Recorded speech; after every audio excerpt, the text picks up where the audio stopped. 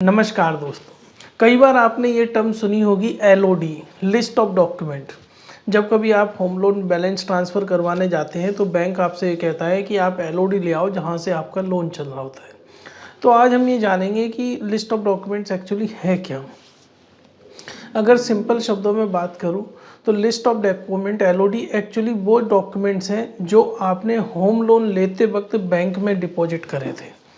और ये जनरली आपकी जो प्रॉपर्टी के जो ओरिजिनल डॉक्यूमेंट होते हैं रजिस्ट्री वही होते हैं। लिस्ट ऑफ डॉक्यूमेंट के में लिस्ट जो रजिस्ट्री की कॉपी है उसके अलावा भी बहुत सारी चीज़ें आ जाती हैं जो संबंधित हैं, जैसे power of attorney, loan agreement, sales deed, title deeds, security cheque, income proof, possession letter, transfer permission, bank account statement. ये सारे जो हैं वो लिस्ट ऑफ डॉक्यूमेंट्स में आ जाते हैं। लेकिन बैंक आपसे जब ये मांगता है तो जनरली क्या है, जिस भी बैंक में आपका लोन चल रहा होता है वो आपको एक लेटर इशू करके दे देता है इस तरह का कि बोले ये ओरिजिनल डॉक्यूमेंट या फ़ोटो कॉपी हमारे पास आपकी उपलब्ध है। इस तरीके से जब बैलेंस ट्रांसफ़र करवाते हो आप, तो जिस भी बैंक में आप चाहते हो अपना लोन, तो वहाँ पर आप ये लेटर दे देते हो तो सारी प्रक्रिया इस लेटर के माध्यम से हो जाती है।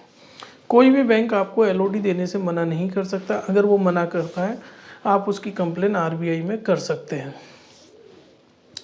LOD का यूज़ जनरली एक तो बैलेंस ट्रांसफ़र में होता है, होम लोन बैलेंस ट्रांसफ़र में, या फिर कुछ मैटर्स होते हैं प्रॉपर्टी से रिलेटेड, जैसे JDA में नाम चेंज कराना, DDA में नाम चेंज कराना। वो वहाँ पर आपसे ओरिजिनल डॉक्यूमेंट मांगते हैं, लेकिन अगर आप LOD दे देते हैं ओरिजिनल तो वो भी चल जाता है। और आफ्टर लोन क्लोजर आपको ज़रूरत पड़ती है कि भी वो जो मैंने डॉक्यूमेंट दिए थे वो ही बैंक दे रहा है या कुछ कम तो नहीं दे रहा। फ्रेंड्स, हम pan India personal loan, business loan provide करते हैं। अगर आप अपने किसी फ्रेंड्स या रिलेटिव की फ़ाइल हमें रेफ़र करेंगे, हम आपको 2% तक का कमीशन देते हैं। फ्रेंड्स, मैंने एक वीडियो बनाया हुआ है लोन फोर क्लोजर चार्जेस के ऊपर, वो देखने के लिए आप ऊपर क्लिक करके देख सकते हैं। धन्यवाद।